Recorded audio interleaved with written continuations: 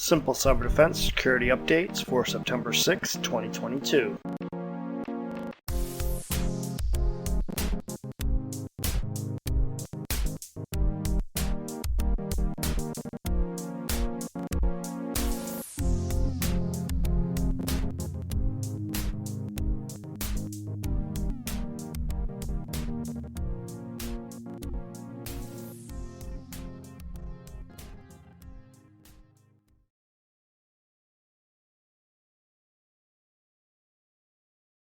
Welcome back to Simple Cyber Defense. In this week's episode, we're going to go over 8 ways that you could be inviting a cyber attack into your home network.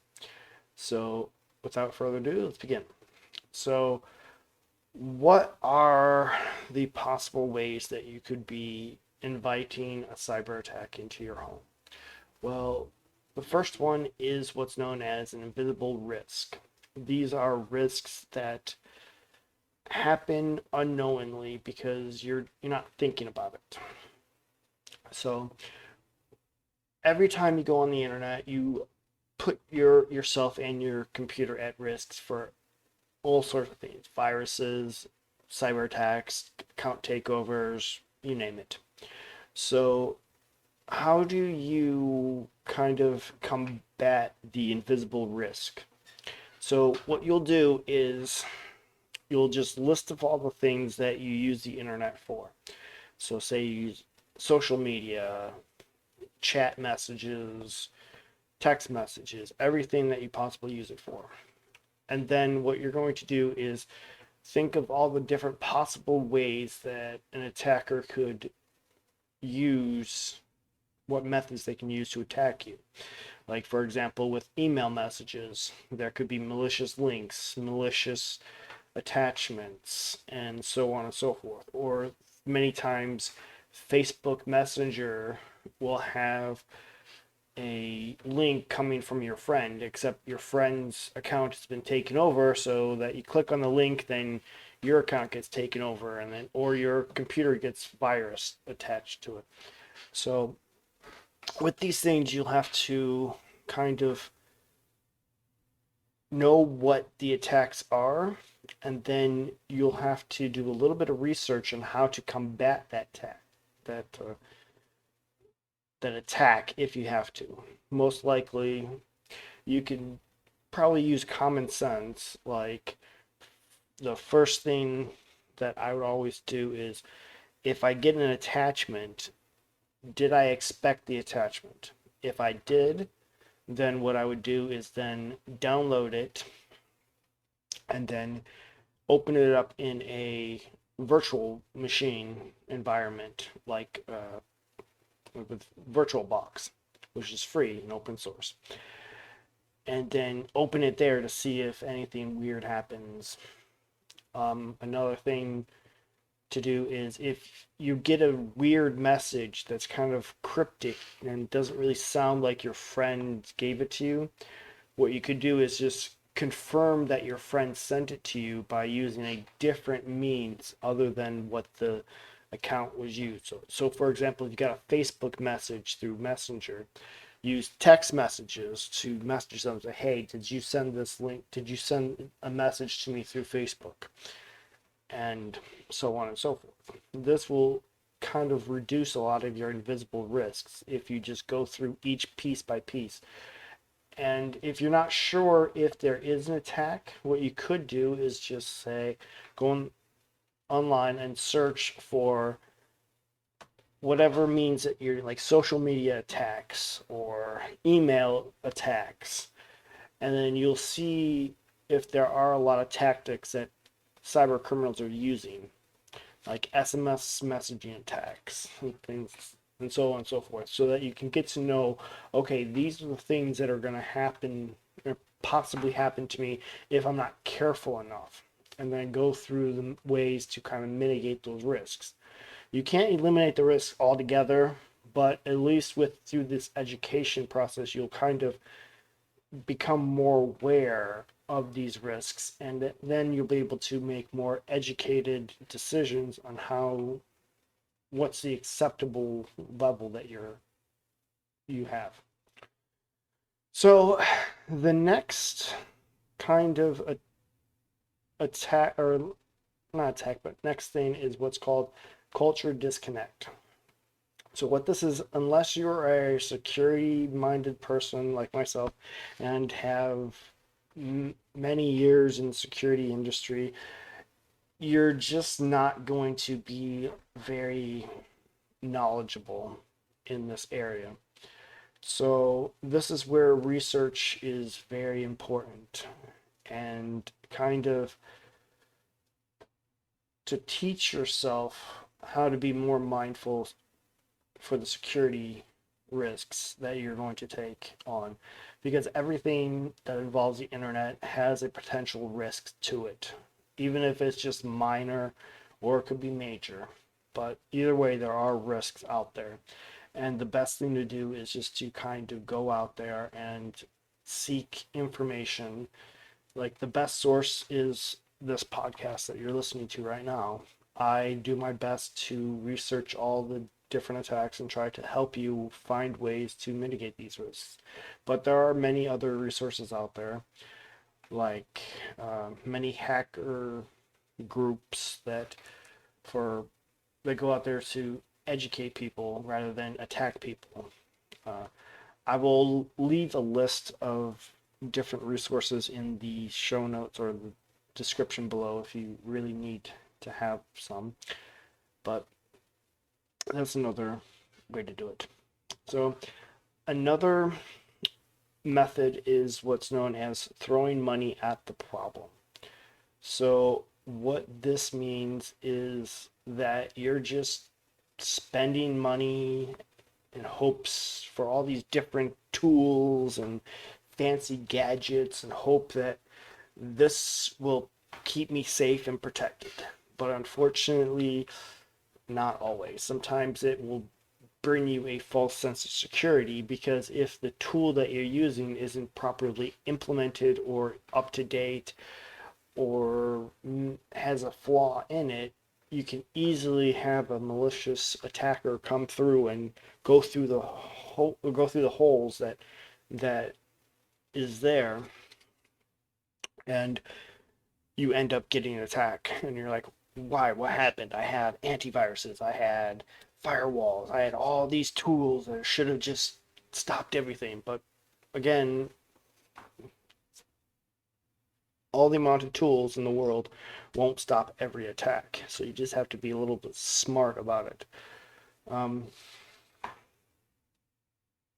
Not saying that these tools can't help, but they're just not foolproof.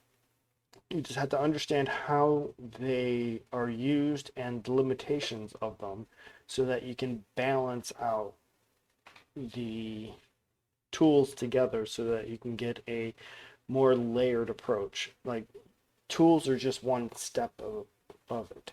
The next step would be education or mindsets or habits or different things that layer together to be security as layers, rather than just buying all the latest and greatest and just throwing it together and just hope that it works. The next one is security as a defender. What this means is creating security as a way to block everything. Like I said, security shouldn't be, especially cybersecurity, isn't a foolproof thing. You're not going to be able to stop everything. So the best thing to do is to learn how to balance the needs to protect your data with what you need to do to use the internet, because the only way that you're going to completely stop any attacker from hacking your system is to completely isolate it from the internet 100% of the time. And that's not going to be very functional, because it's going to be very limited what you can use that computer for. In some situations, it may be the best thing to do. Like, if you are doing things that do not require the internet, then definitely take it offline and then use a different computer to do your online stuff on, so that you can keep that separations. But if you do need the internet, then just learn how to balance the risks so that you don't fall into the trap of trying to build this perfect security wall that will block everything, because it's impossible to block everything unless you completely isolate yourself from the internet. Okay, so the next one is broken accountability. What means is that you don't always put the blame on the correct situation. You may just say, oh, it's not my fault because this person did this or that person did that. What really needs to happen is you need to really learn, okay, I am responsible for my computer. I am responsible for my data. I'm responsible for this. I should not rely 100% on someone else to protect me. Granted, you may shift some of that responsibility to other vendors like Google or others like antivirus program, but don't rely on them completely saying, okay, my hands are washed clean because this product here is supposed to protect me. In some ways, yes, you are right, but in a lot of it, in the end of the day, security really lands on your feet. If you want your data to be protected, you are the one that's ultimately responsible for protecting the data. And you have to make sure that you fully vet the companies that you are trusting and also learn how to use the tools that they are giving you and also understand the risks behind it, because some tools, if put together, make a bigger risk than just using one of the tools or none of the tools. So just remember that at the end of the day, you are the only one fully responsible for your security. The other companies are just there to make money, and ultimately, if you've seen the news and all the data breaches, mostly they don't care about your privacy or protecting your data because they just feel like, okay, I can just throw money at the problem and I don't have to worry about it, or I have insurance to cover me for any lawsuits that may happen because of it. And it's kind of a sad state that we live in, but again, we need to be ultimately responsible for our own data.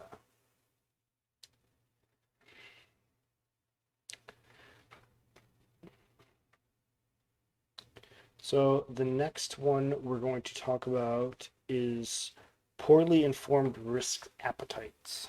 So what this means is that you're out there trying to eliminate all the risks and avoid everything that will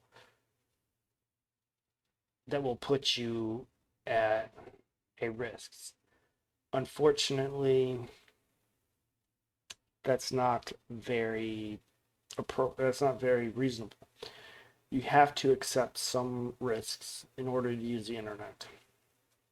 And going online, I'm not saying that going online will be 100% risk or that you will get attacked 100% of the time. No, I'm just understand that you have to be kind of realistic on what kind of risk level that you should expect.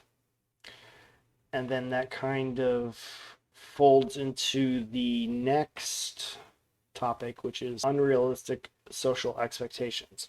What this means is that the expectations that everyone's going to get attacked, or my data is already out there, so why should I worry about it? Yeah, you should worry about it because the more data that's out there, the easier it is to have your identity stolen or to have more attacks happen to you.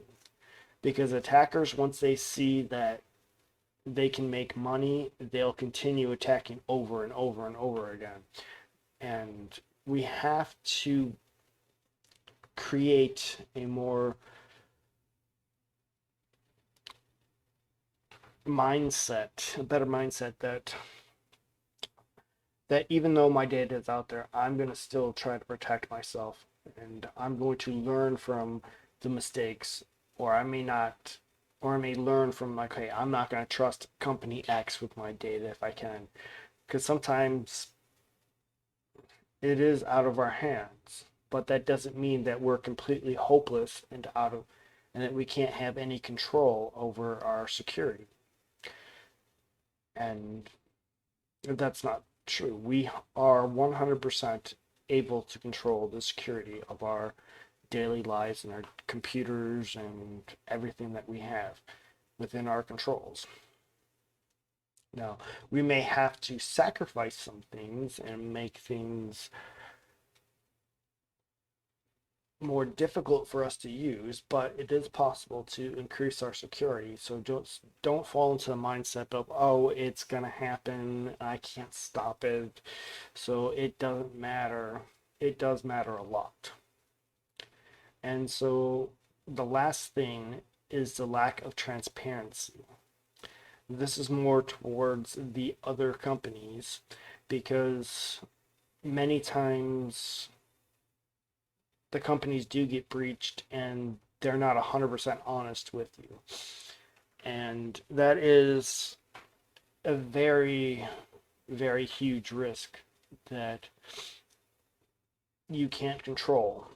And it's very sad that these companies are getting away with such things. Granted, there are some new laws that are coming into place that's kind of trying to limit these types of lack of transparencies. Like in Europe, many companies will have to uh, disclose their data breaches within 72 hours. The US is starting somewhat to catch up, and some states are creating such laws, but I think for the most part, companies are able to get away with a lot more than they should. And so the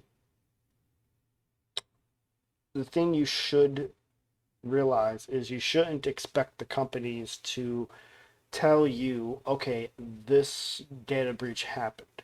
What I recommend is to go to Have I Been Pwned or to some of these like Firefox monitoring services or even a paid monitoring identity theft monitoring service, which will monitor these accounts for you and alert you when a breach happens. I know with Firefox monitoring, they if you give them their email address, your email address, they will tell you which data breaches that email appears in. If you go to Have I Been Pwned and even put in your password or your email address and I think telephone numbers now, and they'll tell you which data breaches that they appear in.